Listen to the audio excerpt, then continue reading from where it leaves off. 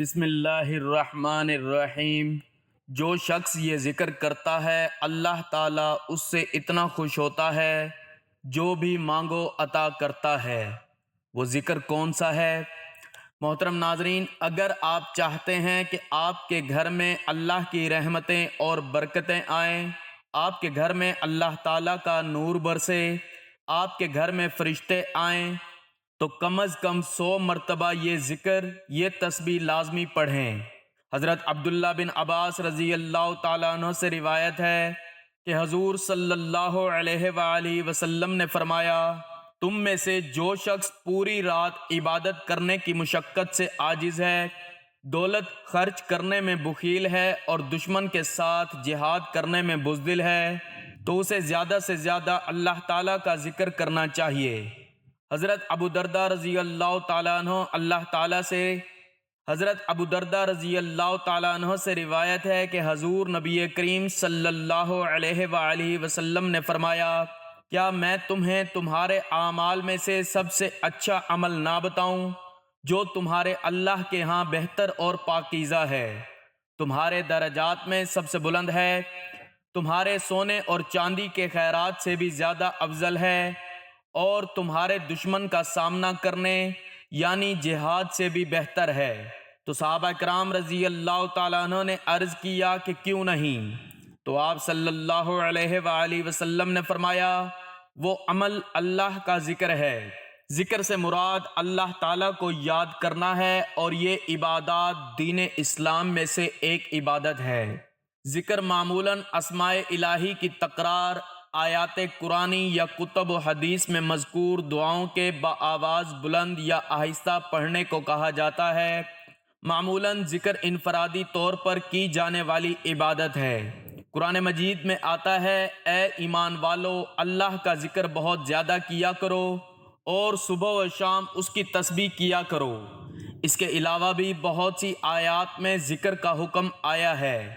حضرت ابو ہریرہ رضی اللہ تعالیٰ عنہ سے مروی ہے کہ رسول اللہ صلی اللہ علیہ وآلہ وسلم نے فرمایا، حق تعالیٰ کا فرمان ہے کہ میں بندے کے ساتھ وہی معاملہ کرتا ہوں جیسا کہ وہ میرے ساتھ گمان کرتا ہے، اور جب وہ مجھے یاد کرتا ہے تو میں اس کے ساتھ ہوتا ہوں، پس اگر وہ مجھے اپنے دل میں یاد کرتا ہے تو میں بھی اس کو اپنے دل میں یاد کرتا ہوں، اور اگر وہ میرا مجمع میں ذکر کرتا ہے تو میں اس مجمع سے بہتر یعنی فرشتوں کے مجمع میں تذکرہ کرتا ہوں، اور اگر بندہ میری طرف ایک باشت متوجہ ہوتا ہے تو میں ایک ہاتھ اس کی طرف متوجہ ہوتا ہوں، اور اگر وہ ایک ہاتھ بڑھاتا ہے تو میں 2 ہاتھ بڑھاتا ہوں، اگر وہ میری طرف چل کر آتا ہے تو میں اس کی طرف دوڑ کر جاتا ہوں۔ رسول اکرم صلی اللہ علیہ وآلہ وسلم نے فرمایا کہ اللہ تعالیٰ کے پاس فرشتوں کی ایک جماعت ایسی ہے جو مجالس فکر کی تلاش میں گھومتی پھرتی رہتی ہے، اور جب کبھی وہ فرشتے مجلس فکر کو پاتے ہیں تو اصحاب مجلس کے اندر بیٹھ جاتے ہیں اور ایک دوسرے کو اپنے پروں سے ڈھانپ لیتے ہیں، حتیٰ کہ زمین اور پہلے انسان کے درمیان کی تمام کائنات ان سے بھر جاتی ہے، اور جب وہ منتشر ہوتے ہیں تو فرشتے آسمان کی طرف چلے جاتے ہیں۔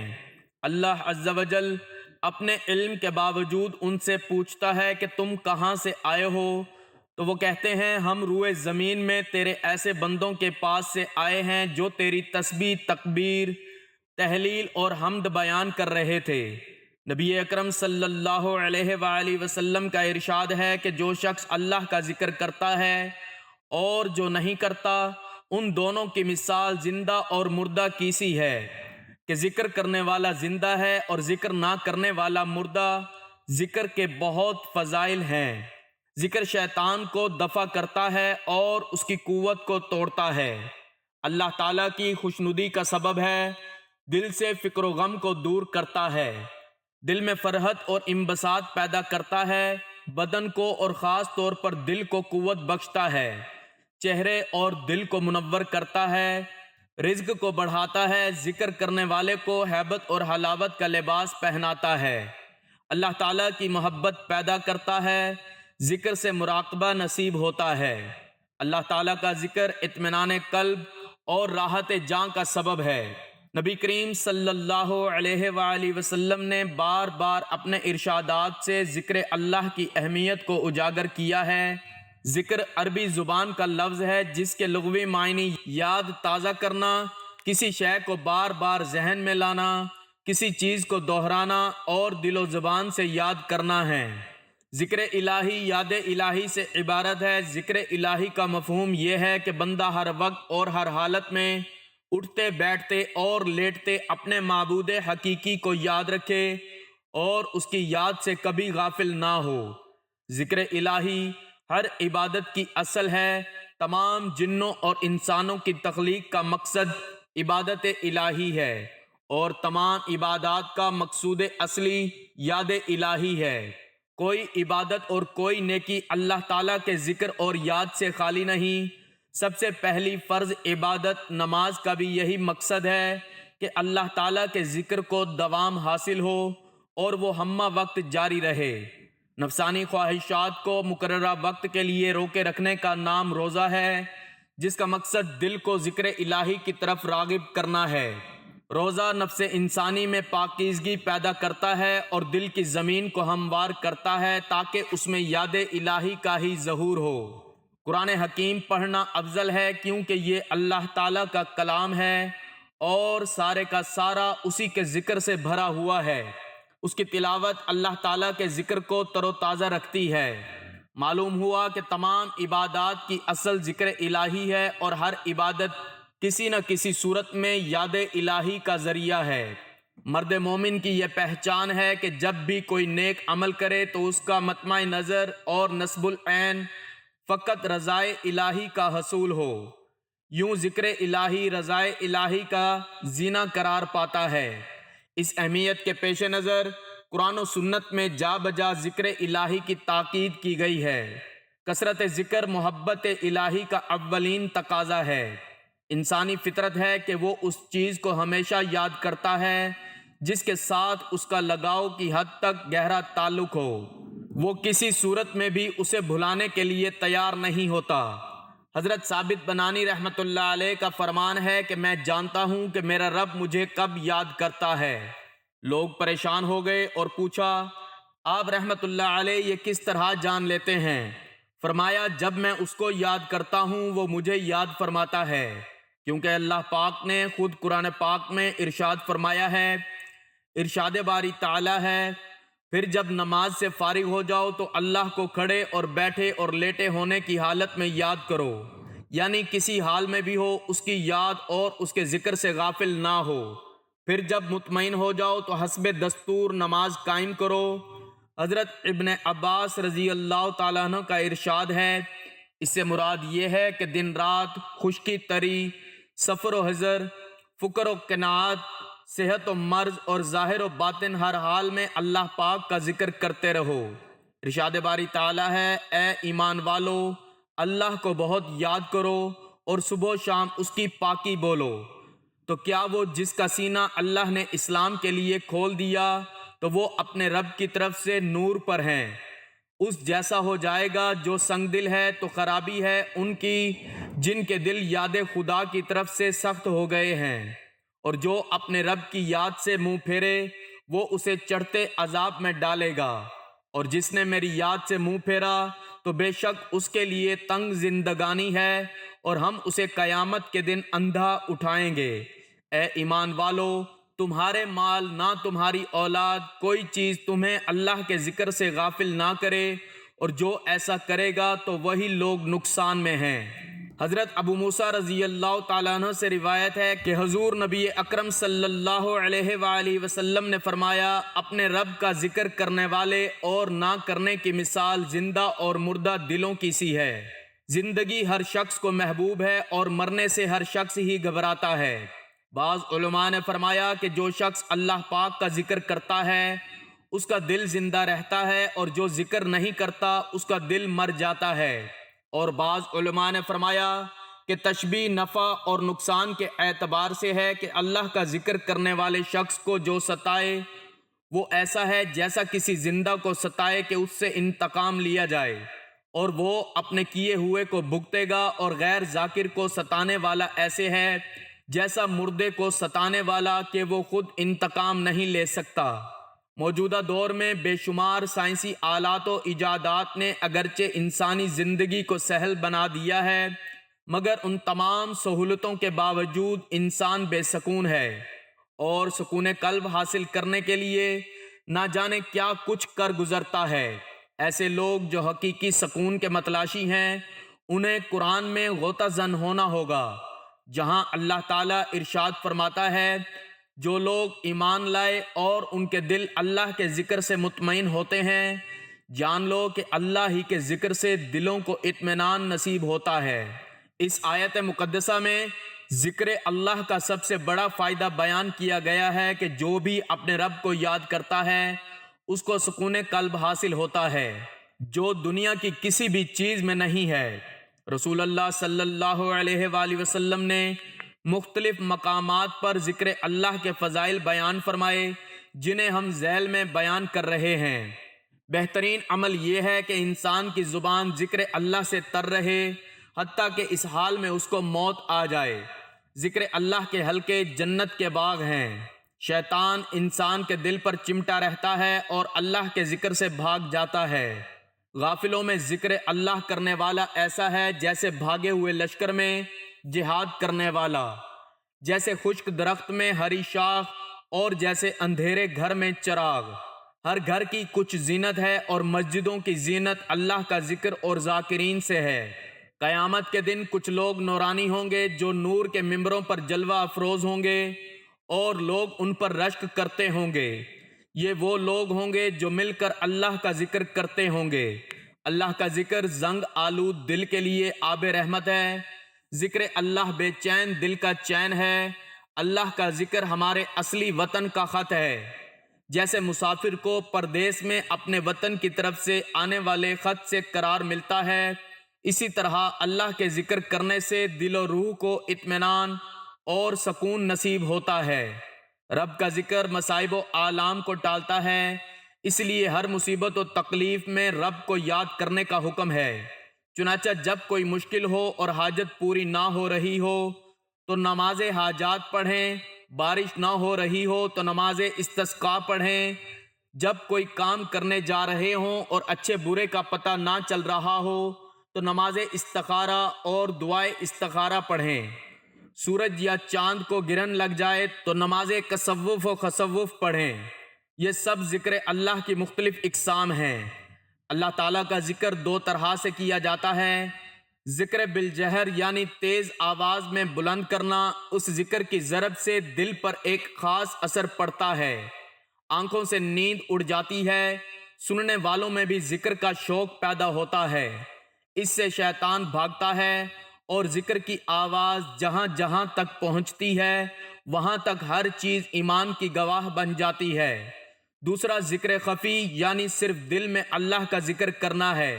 زبانی ذکر سے قلبی ذکر کو بزرگان دین نے اس لیے افضل قرار دیا ہے کہ مرتے وقت زبان بند ہو جاتی ہے مگر دل بند نہیں ہوتا۔ جس کا دل ذاکر ہو اسے انشاءاللہ ذکر اللہ پر ہی موت آئے گی۔ اسی طرح زبان باتیں کرتے، کھانا کھاتے یا سوتے ہوئے ذکر الہی نہیں کر سکتی، مگر جس کا دل ذاکر ہو وہ بات کرتے، کھاتے پیتے، حتیٰ کہ سوتے ہوئے بھی اللہ اللہ کرتا ہے۔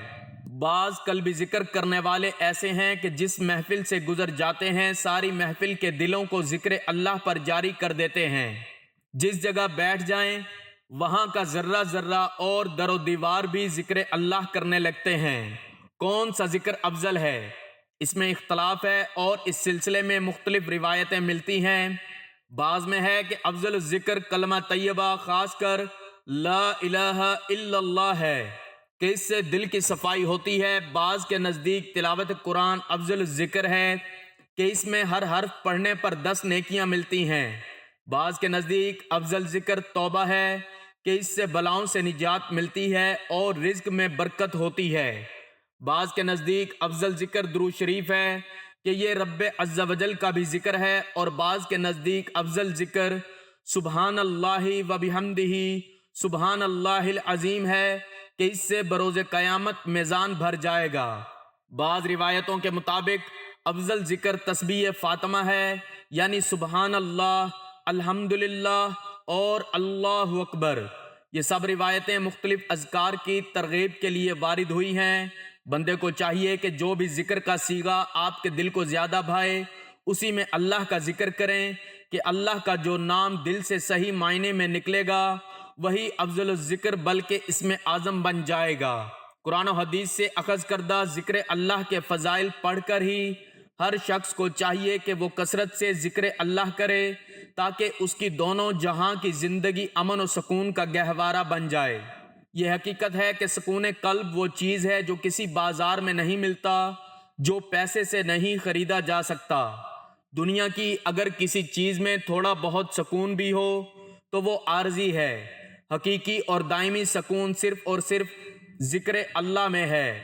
اگر کسی کی زندگی میں حقیقی اور دائمی سکون ہے تو اس کی زندگی جیتے جی جنت کا نمونہ بن جائے گی۔ اس کے برعکس تمام تر نعمتوں کے باوجود اگر کسی کی زندگی میں حقیقی اور دائمی سکون نہیں ہے تو اس کی زندگی جیتے جی جہنم کا نمونہ بن جائے گی، کیونکہ جنت میں چین ہی چین ہے اور جہنم میں بے چینی ہی بے چینی ہے۔ حضرت ابو سعید خدری رضی اللہ تعالیٰ عنہ سے روایت ہے کہ حضور نبی کریم صلی اللہ علیہ وآلہ وسلم نے فرمایا کہ اللہ کا ذکر اتنی کثرت سے کرو کہ لوگ تمہیں دیوانہ کہیں۔ آپ صلی اللہ علیہ وآلہ وسلم نے فرمایا جب بھی لوگ اللہ تعالیٰ کے ذکر کے لیے بیٹھتے ہیں تو انہیں فرشتے ڈھانپ لیتے ہیں اور رحمت الہی انہیں اپنی آغوش میں لے لیتی ہے اور ان پر سکینہ یعنی سکون و طمانینت کا نزول ہوتا ہے۔ تو آپ نے دن میں کم از کم 100 مرتبہ سبحان اللہ و بحمدہ سبحان اللہ العظیم ضرور پڑھنا ہے۔ یہ ذکر اللہ تعالیٰ کا محبوب ترین ذکر ہے۔ اس کلمے کا 100 بار ذکر کرنا گناہوں کی مغفرت کا سبب ہے۔ حضرت ابو ہریرہ رضی اللہ تعالیٰ عنہ سے مروی ہے، یہ 2 کلمات ایسے ہیں جو زبان پر بہت ہلکے ہیں لیکن میزان پر بہت بھاری ہیں اور اللہ تعالیٰ کو بہت زیادہ محبوب ہیں۔ وہ 2 کلمات یہ ہیں، سبحان اللہ و بحمدہ سبحان اللہ العظیم۔ محترم ناظرین، سب سے پہلے آپ نے درود پاک پڑھنا ہے، اللہم صلی علی محمد وعلی آل محمد کما صلیت علی ابراہیم وعلی آل ابراہیم انک حمید مجید، اللہم بارک علی محمد وعلی آل محمد کما بارکت علی ابراہیم وعلی آل ابراہیم انک حمید مجید۔ درود پاک پڑھنے کے بعد آپ نے ایک تسبیح سبحان اللہ و بحمدہ سبحان اللہ العظیم، سبحان اللہ و بحمدہ سبحان اللہ العظیم کسی بھی وقت پڑھنی ہے۔ یہ تسبیح پڑھ کر آپ اللہ تعالیٰ سے جو مانگیں گے اللہ تعالیٰ آپ کو دے گا۔ آپ کے منہ سے نکلنے کی دیر ہے، اللہ تعالیٰ آپ کی ہر حاجت کو پورا کرے گا۔ یہ افضل ترین ذکر ہے۔ یہ تسبیح پڑھنے کے بعد آخر میں آپ نے پھر درود پاک پڑھنا ہے۔ اس تسبیح کی بہت زیادہ فضیلت و برکت ہے۔ ناظرین، آپ بھی ایک تسبیح ضرور پڑھیں۔ اللہ تعالی ہم سب کے گھروں میں رحمتوں اور برکتوں کا نزول فرمائے، آمین۔ ناظرین، جیسے ہوائیں موسموں کا رخ بدلتی ہیں ویسے ہی دعائیں مصیبتوں کا رخ بدل دیتی ہیں۔ اللہ ہمیں دعا لینے والا اور دینے والا بنا دے۔ مسکراہٹ زمین پر تاروں کی طرح بکھیریں، دعائیں بارشوں کی طرح ملیں گی۔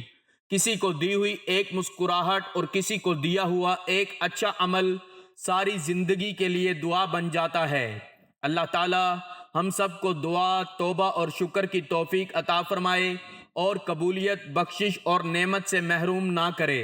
اللہ تعالی ہم سب کو آسانیاں عطا فرمائے اور آسانیاں، محبتیں اور خوشیاں تقسیم کرنے کی توفیق عطا فرمائے، آمین۔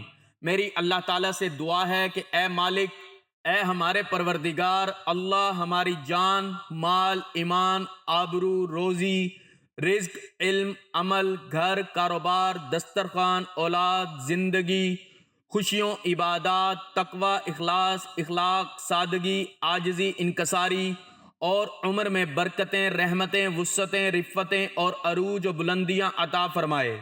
اے اللہ، اے رحمان و رحیم، اے مالک الملک، ہماری خطاؤں کو معاف فرما، ہمیں ایمان و یقین کی دولت عطا فرما، ہمیں غم سے نجات اور خوشحال زندگی عطا فرما، ہمیں اپنی رحمتوں، فضل و کرم کے سائے میں رکھ، تمام کبیرہ و صغیرہ گناہ غلطیاں معاف فرما، ہماری مغفرت فرما اور ہمیں اعلیٰ مقام عطا فرمانا۔ اے ہمارے رب، اے رب مہرباں، اپنے خزانہ غیب سے خصوصی امداد فرما، تجھ سے التجا کرتے ہیں کہ ہم پر رحم فرما، ہمیں ہر اس کام سے بچا جو تجھے ناراض کرے، اور ہمیں ہر اس کام کی توفیق دے جس سے تو راضی ہو۔ ہم سب کو، ہمارے عزیز رشتہ داروں اور تمام دنیا کو وبائی مرض سے محفوظ فرما اور اپنی ناراضگی زمینی و آسمانی عذاب سے بچا۔ اللہ ہمیں صحت دے اور اس کی قدر کرنے کی توفیق عطا فرما۔ اے میرے غفور الرحیم اللہ، مسلمانوں کی مدد فرما، آمین یا رب العالمین۔ ناظرین، اپنے رزق میں برکت، وسعت اور کشادگی کے لیے اللہ تعالیٰ کے 99 ناموں میں سے ایک نام ضرور شیئر کریں۔ اللہ تعالیٰ ہم سب کا حامی و ناصر ہو، آمین، جزاک اللہ۔